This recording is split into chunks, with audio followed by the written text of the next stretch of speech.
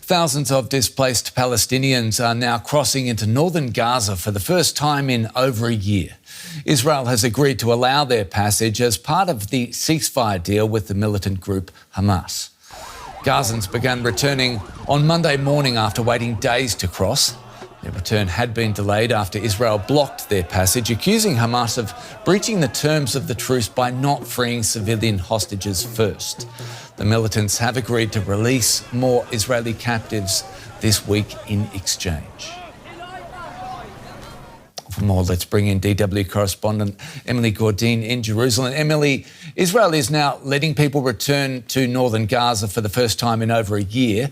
Do we know exactly what they're returning to and if there is any help on the way? So for international journalists, it's very difficult to answer that question simply because we have not been let into Gaza to report from there ourselves. But we have seen the footage that's come out of Gaza. We've also have information from humanitarian organizations. And ultimately, many Palestinians returning to northern Gaza will come home to their houses in ruins. We know that across Gaza, about 60% of buildings have been destroyed over the past 15 months. The number is expected to be even higher in northern Gaza, approximately 70%. There's also no infrastructure, no water, no electricity, no sanitation, and also no schools. And for aid organizations too, it will be very difficult to actually reach northern Gaza because, well, for a lot of the roads, around 70% of the roads across Gaza have been destroyed. And also there's lots of rubble that is still on the roads that you can use.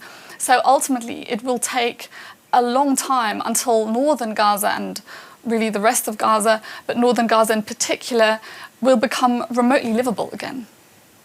Emily, we're looking at live pictures as we speak of one of those roads back to northern Gaza and the tens of thousands of people making that journey. The ceasefire is obviously crucial to that journey. How stable is the ceasefire?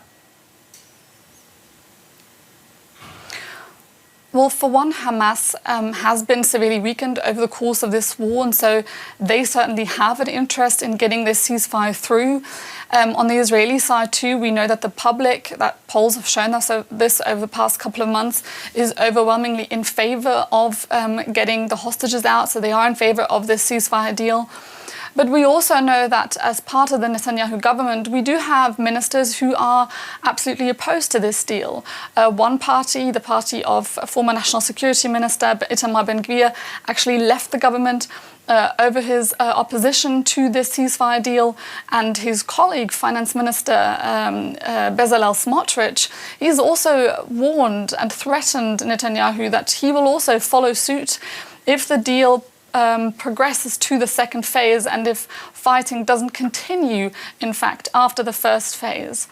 But this ceasefire deal really isn't the only one that's looking a bit shaky right now. We're also seeing in Lebanon that Israeli troops killed dozens of Lebanese who have been trying to come back to their homes. So the situation there is also in trouble, to put it mildly. Emily, all going to plan now, what happens in the coming days? So in the coming days, we are expected to see the release of 3 Israeli hostages on Thursday, among them Arbel Yehud, who was actually expected to be released last week, but wasn't. And so these 3 hostages will be released on Thursday if all goes to plan, and then an additional 3 hostages on Saturday. All of this comes as the Prime Minister's office this morning also announced that northern Gaza was accessible for Palestinians again from this morning.